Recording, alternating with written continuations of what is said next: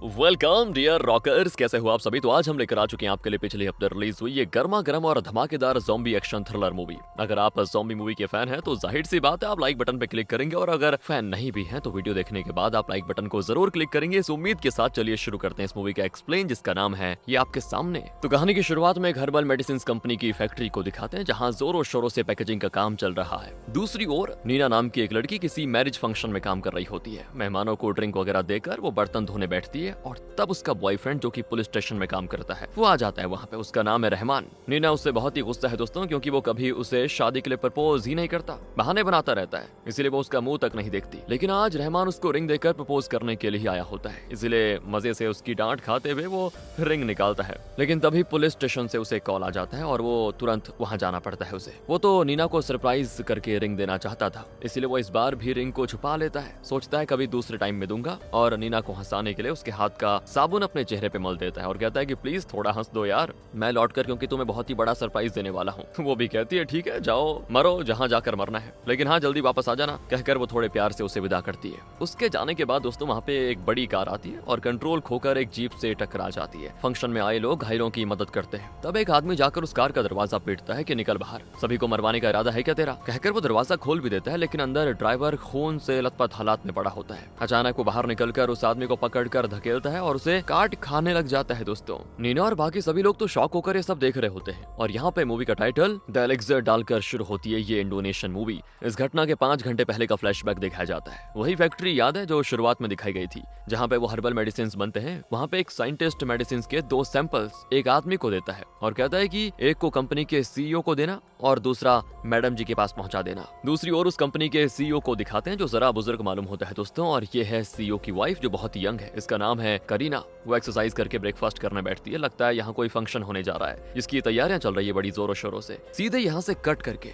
रे नाम के छोटे लड़के को दिखाते हैं। ये देखिए उसकी माँ रूडी और ये उसके पापा नेस। लगता है ये दोनों डिवोर्स करने वाले हैं, एक दूसरे का मुंह तक देखकर बात नहीं करते। वहाँ सीईओ अपनी कंपनी में बना हुआ हर्बल मेडिसिन लेता है, तो करीना पूछती है ये क्या पी रहे हैं आप। सीईओ कहता है कि वक्त आने पर तुम्हें सब बताऊंगा, अभी रुक जाओ। तब वहाँ पे कार आती है जिससे रे, रूडी और नेस उतरते हैं दोस्तों। दरअसल रूडी सीईओ की बेटी है, तो करीना उनका स्वागत करने के लिए बाहर आती है, लेकिन रूडी उससे मुंह मोड़कर अंदर चली जाती है। करीना वैसे रे से बड़े प्यार से बात करने लग जाती है। असल में करीना और रूडी बचपन से बेस्ट फ्रेंड्स थे, लेकिन फिर करीना ने रूडी के पिता से शादी कर ली, तो ये रूडी को अच्छा नहीं लगा कि उसकी बेस्ट फ्रेंड अब उसकी स्टेप मॉम बन चुकी है। तब से ही रूडी ने करीना से बात करना छोड़ दिया था दोस्तों। खैर नेस अब करीना से माफी मांगता है और कहता है कि रूडी के बर्ताव का बुरा मत मानना। और ये देखिए दोस्तों, ये है सीईओ का बेटा हैरी, जो किसी काम का नहीं है, दिन भर घर पे बैठा वीडियो गेम्स खेलता है। तब रे जाकर उसको डरा देता है। हैरी कहता है कि अबे चुटकू तू कब आया, अभी आया हूँ अंकल, कहकर वो हैरी के साथ मस्त खेलता है। दूसरी ओर सीईओ नहाकर आईने में देखता है तो एकदम से शॉक हो जाता है, क्योंकि अब वो काफी यंग दिख रहा है, बाल भी काले हो चुके हैं। उसे देखकर तो करीना भी दंग रह जाती है कि उसके चेहरे पे जो झुर्रियां थी कहाँ गई, और वो इतना फिट कैसे हो गया। तब सीईओ बताता है कि मेरी कंपनी में एक नया मेडिसिन बना हुआ है, उसी का कमाल है, ये बेहतरीन। फिर क्या था दोस्तों, इसी बात पर दोनों रोमांटिक होने लगते हैं। लेकिन तब हमें सीईओ की पीठ पर एक घाव दिखाया जाता है। हाँ, इसका बहुत बड़ा कारण बनेगा आगे। इसी बीच हैरी बाहर आकर अपनी दीदी रूडी और जीजू नेस से मिलता है, उनका स्वागत करता है बढ़िया से। तो जब सीईओ बाहर आता है ना तो सभी दंग रह जाते हैं। नेस पूछता है ये काया पलट कैसे हो गया पापा जी। तो सीईओ कहता है वो कुछ नहीं बेटा, नहाकर आया हूँ ना इसलिए थोड़ा फ्रेश लग रहा हूँ। फिर रे को वो इतनी आसानी से उठा लेता है कि नेस और रूडी की कुछ समझ ही में नहीं आता कि उनमें इतनी ताकत कैसे आ गई, क्योंकि पहले वो काफी कमजोर फील करते थे। फिर रूडी अपने पापा को बताती है कि ये नेस का किसी और औरत के साथ अफेयर चल रहा है और मुझे इससे डिवोर्स चाहिए। लेकिन सीईओ कहता है कि रे के बारे में भी तो सोचो बेटा, डिवोर्स के बाद उसका क्या होगा, बच्चे के फ्यूचर के बारे में तुम दोनों को फिक्र नहीं है क्या। फिर सीईओ अपने नए मेडिसिन जिससे कि बूढ़े लोग जवान हो जाएंगे उसके बारे में पूरी फैमिली को बताता है और कहता है कि अगर ये मार्केट में आ गया तो माला माल हो जाएंगे हम। लेकिन तब दिखाते हैं कि उस मेडिसिन से सीईओ की बॉडी में कोई रिएक्शन या साइड इफेक्ट होने लगा है। और इसी बीच रूडी और करीना की लड़ाई फिर से शुरू हो जाती है। ये देखिए दोस्तों, सीईओ की नसें जैसे फूलने लगती हैं और वो खून की उल्टी करता है। इन सभी की कुछ समझ में आता नहीं कि ये क्या हो गया, सभी टेंशन में होते हैं। तभी सीईओ बेहोश।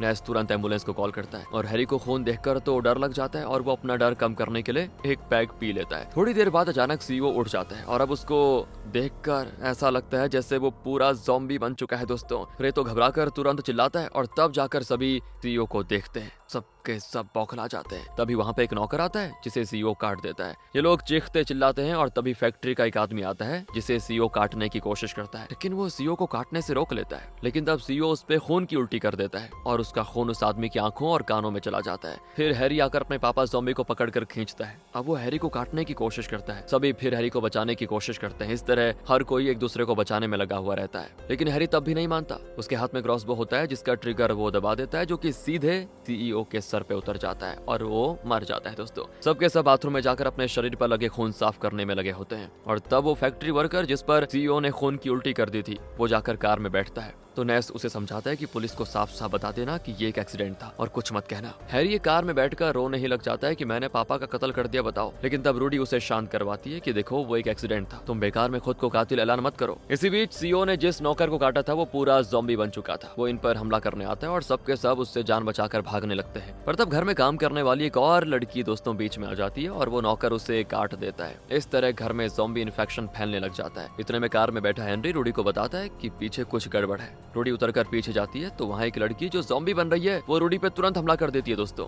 पर इतने में हैरी कार स्टार्ट करके उस ज़ॉम्बी को गाड़ी के नीचे कुचल देता है। उसके शरीर के 2 हिस्से हो जाते हैं उसी टाइम। फिर हैरी और रूडी घर के अंदर जाते हैं, लेकिन वहाँ कोई नहीं होता सिवाय एक ज़ॉम्बी के। लगता है बाकी लोग घर से बचकर भाग चुके हैं। दोस्तों, ज़ॉम्बी इन पे हमला करने तो आता है, लेकिन ये लोग उससे जान बचाकर कार के पास आ जाते हैं। कार के नीचे कुचली हुई लड़की जिसके शरीर के 2 हिस्से हो गए थे वो अब वहाँ नहीं होती, लेकिन अचानक वो लड़की कुछ दूर से इनकी ओर रेंगते हुए आने लग जाती है। हैरी तो उसके मुंह पे तगड़ा किक मारकर उसे गिरा देता है और फिर दोनों कार में वहां से बच निकलते हैं। दूसरी ओर वो फैक्ट्री वर्कर दोस्तों, जिसकी आंखों और कानों में सीईओ ज़ॉम्बी का खून जा चुका था, वो भी ज़ॉम्बी बनने लगता है। और मूवी की शुरुआत में जिस ड्राइवर ने अपनी गाड़ी को जीप पे ठोका था और बाद में पता चला कि वो एक ज़ॉम्बी है, यही है वो ड्राइवर। और अब प्रेजेंट में दिखाते हैं कि वो ड्राइवर फंक्शन में आए हुए लोगों पे भी हमला करने लग जाता है। दूसरी ओर करीना, उसके घर की कुक, नेस और रे कुछ दूर बाहर आ चुके होते हैं। तब एक ज़ॉम्बी इनकी ओर आता है, लेकिन ये लोग उससे छुपकर बिना आवाज की आराम से बैठे होते हैं। अब वहाँ किसी को ना पाकर ज़ॉम्बी जाने ही लगता है, लेकिन तब नेस का फोन रिंग हो जाता है। रूडी ने कॉल किया था उसको। ये आवाज सुनकर वो ज़ॉम्बी वापस आकर इन्हें काटने की कोशिश करता है। अब रे उसके हाथ लगने वाला था दोस्तों, लेकिन सभी मिलकर उसे बचा लेते हैं। लेकिन तब वो करीना को पकड़ लेता है, लेकिन करीना भी एक हथियार उसके गले पे घोंप देती है। लेकिन तब भी वो ज़ॉम्बी मरता नहीं।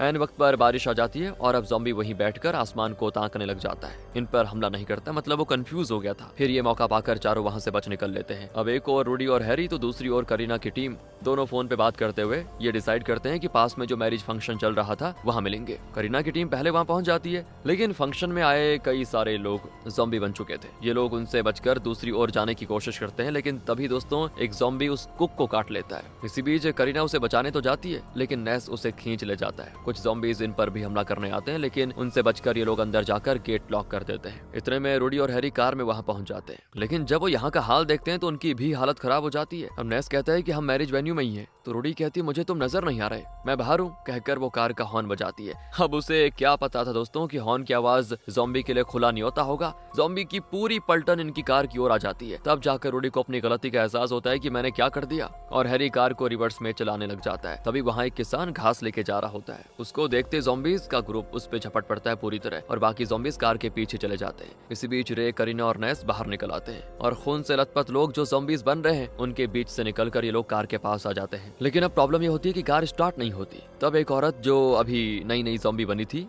वो इन्हें काटने आ जाती है। ये दोनों जान बचाकर रे को उठाकर वहाँ से तेज भागते हैं। ज़ॉम्बी भी कुछ कम नहीं होती दोस्तों, वो भी काफी तेज भागती है। तो वहाँ पे ना एक छोटा सा घर होता है जिसे खोलकर करीना और रे अंदर चले जाते हैं। इसी बीच वो ज़ॉम्बी नेस पे झपट पड़ती है। करीना तभी वहाँ पे पड़ा हुआ चाकू उठा लेती है कि अगर ज़ॉम्बी अंदर आई तो उसे खोप दूंगी, लेकिन दोस्तों लगता है नेस ने उस ज़ॉम्बी को मार डाला है। वो जल्दी से अंदर आकर दरवाजा बंद कर देता है। तब जाकर करीना को चैन आता है कि चलो बच गए। दूसरी ओर रूडी तो बड़बड़ाने लग जाती कि पता नहीं मेरे बेटे रे को क्या हुआ होगा, मुझे कैसे भी उसे बचाना है। इस वजह से हैरी डाइवर्ट हो जाता है और सामने से आते हुए छोटे ट्रक को बहुत ही लेट में देखता है। वो गाड़ी को घुमाता है तो उसका कंट्रोल खो जाता है और गाड़ी उलट जाती है, और जिस गाड़ी से वो टकराते टकराते बच गया था उसका ड्राइवर अपनी गाड़ी रोककर इनकी मदद करने के लिए आ जाता है। दरअसल उसकी गाड़ी में बहुत सारे लोग थे दोस्तों जो उस मैरिज फंक्शन के लिए आए हुए थे, पर इतने में ज़ॉम्बीज का वो बड़ा सा ग्रुप उसी ट्रक की ओर आ जाता है। अब इतने सारे लोगों को देखकर ज़ॉम्बीज उन पर तो ऐसे झपट पड़ते हैं जैसे कि उनके खाने के लिए यहाँ बुफे लगा हुआ हो। ज़ॉम्बीज सभी को काटने लग जाते हैं। लोग तो चीखते चिल्लाते हैं, जिसे सुनकर जो ड्राइवर है वो ट्रक की ओर भागने लगता है। उसे तो जरा भी अंदाजा नहीं था कि वहाँ पे क्या हो रहा है। हैरी और रूडी चिल्लाते हैं कि मत जाओ वहाँ, तुम भी मारे जाओगे, लेकिन ड्राइवर उनकी कोई बात नहीं सुनता और सीधे जाकर ज़ॉम्बीज के मुंह में अपना सर दे देता है। वहाँ नेस भी ज़ॉम्बी बन रहा होता है दोस्तों,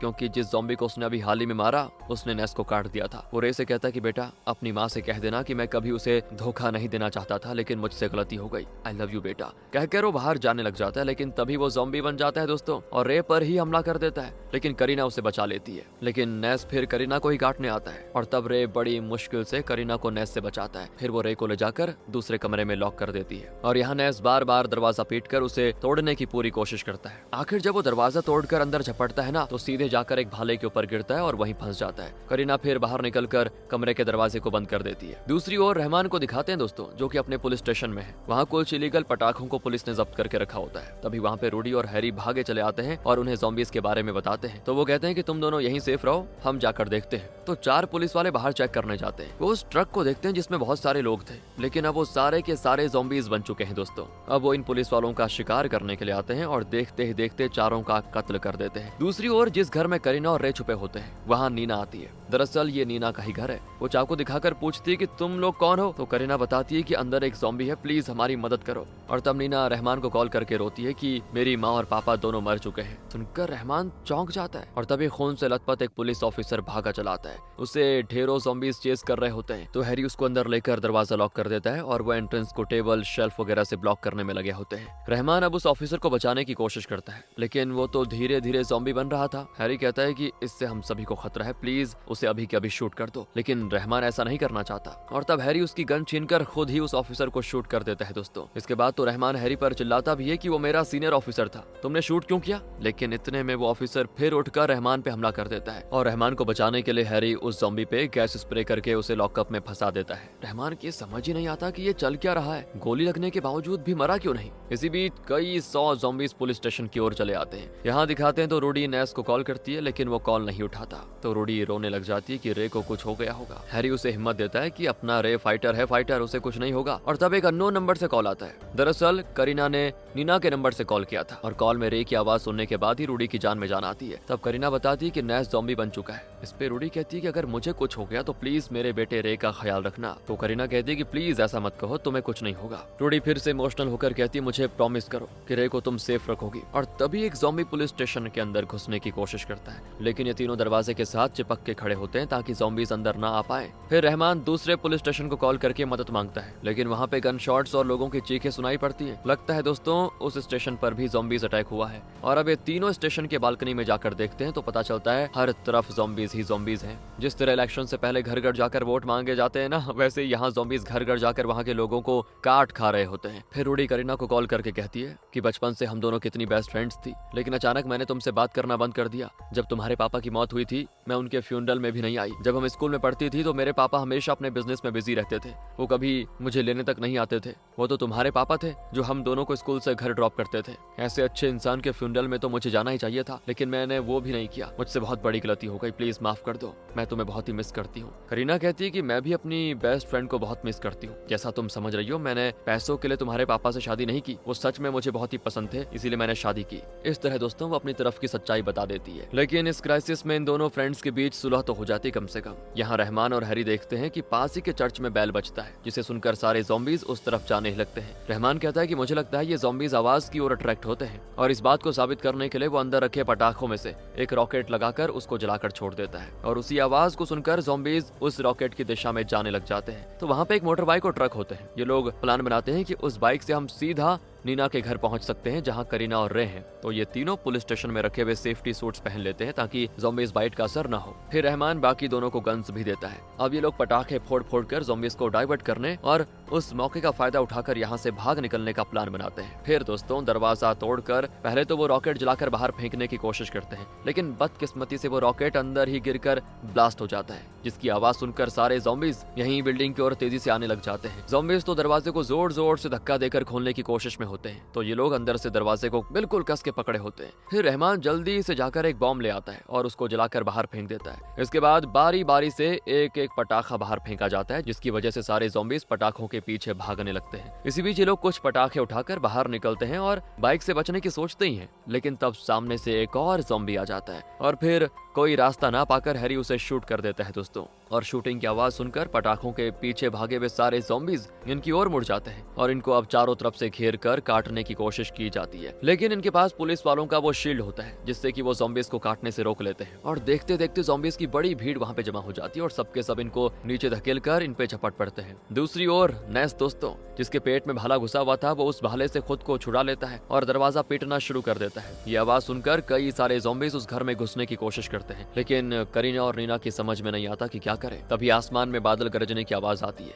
ये आवाज सुनकर पुलिस स्टेशन के पास जमा हुई ज़ॉम्बीज़ की भीड़ लगभग 10 सेकंड्स के लिए इन्हें अटैक नहीं करती और ज़ॉम्बीज़ आसमान को ताकने लगते हैं। तो जब आवाज बंद हो जाती तो फिर से वो इन पे हमला करते हैं और जब दूसरा बादल गरजता है दोबारा तो फिर से वो फ्रीज हो जाते हैं। इस तरह कई बार होता है और फिर वहाँ पे बारिश हो जाती है। और पहले भी आपने देखा होगा कि मैरिज फंक्शन के पास जब बारिश हुई थी तो एक ज़ॉम्बी लोगों पर हमला ना करके आसमान को ताकने लगा था। यहाँ भी वही होता है और ये ज़ॉम्बीज़ भी जैसे एकदम से फ्रीज हो जाते हैं और आसमान को देखने में लगे होते हैं। इसी का फायदा उठाकर पुलिस सूट पहने हुए ये तीनों वहाँ से बड़ी मुश्किल से खिसकते हैं। और नीना के घर के बाहर जो ज़ॉम्बीज़ थे उनका भी वही हाल होता है दोस्तों। करीना धीरे से दरवाजा खोलती है तो देखती है कि सारे ज़ॉम्बीज़ घर की ओर नहीं आ रहे, बल्कि बारिश में भीगने में बड़े मस्त हैं। तो नीना के पास एक छोटा स्कूटर होता है जिसमें ये तीनों बच निकलने वाले होते हैं, लेकिन तभी नैस दरवाजा तोड़कर बाहर आ जाता है दोस्तों और इन पे अटैक कर देता है। पर तब तक ये लोग जैसे तैसे वहाँ से निकल चुके होते हैं। लेकिन अब थोड़ी देर में बारिश रुक जाती है और फिर से ज़ॉम्बी अटैक शुरू हो जाता है। एक ज़ॉम्बी रूडी को पकड़ लेता है, लेकिन रूडी उसे शूट करके भागना शुरू कर देती है।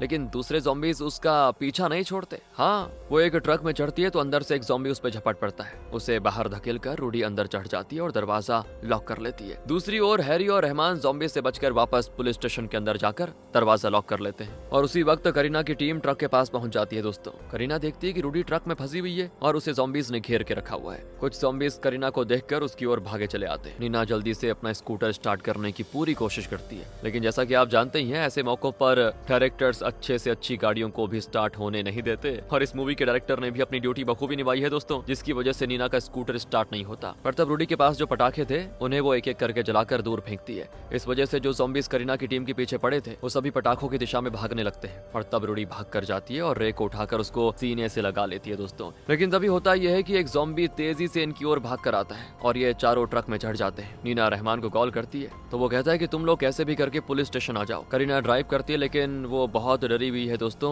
और टेंशन में गाड़ी चलाती है। ऊपर से ब्रेक भी ठीक से काम नहीं करता और वो जाकर गाड़ी को पुलिस स्टेशन वाली बिल्डिंग पे ठोक देती है और गाड़ी दीवार तोड़कर अंदर घुस जाती है। और दीवार का जो बड़ा सा हिस्सा था वो हैरी के पैर पर गिर जाता है, जिससे वो अपना पैर निकाल नहीं पाता। और तब करीना देखती है कि पीछे एक दरवाजा है जिससे ये लोग बच सकते हैं। दीवार के टूटे हुए हिस्से में कुछ ज़ॉम्बीज़ घुस आते हैं। अब रहमान और नीना उन ज़ॉम्बी से लड़ ही रहे होते हैं कि तभी नीना लॉकअप के पास जाती है। लेकिन अंदर जिस ज़ॉम्बी पुलिस ऑफिसर को रहमान और हैरी ने बांध के रखा हुआ था वो नीना के हाथ पे अपना दांत मार देता है। ये देखकर रहमान गुस्से में उस ज़ॉम्बी ऑफिसर को शूट कर देता है दोस्तों। वो दूसरे ज़ॉम्बी को भी शूट करने लग जाता है, लेकिन एक साथ 3 ज़ॉम्बी उस पर अटैक करने आ जाते हैं और तब हैरी अपनी गन से उन ज़ॉम्बीज़ को शूट करता है। रूडी और करीना हैरी को बचाने की पूरी कोशिश करते हैं, लेकिन हैरी का पैर अभी भी टूटी दीवार के नीचे उसमें फंसा हुआ था और वो निकाल नहीं पा रहा था। और तो और हैरी के गन में बुलेट्स भी खत्म हो चुके थे। हैरी कहता है कि देखो मेरी फिक्र मत करो, तुम सब जाओ यार यहाँ से। लेकिन रूडी अपने छोटे भाई को ज़ॉम्बीज़ का शिकार होने नहीं देना चाहती। तो तब हैरी देखता है कि गाड़ी का पेट्रोल टैंक लीक हो रहा है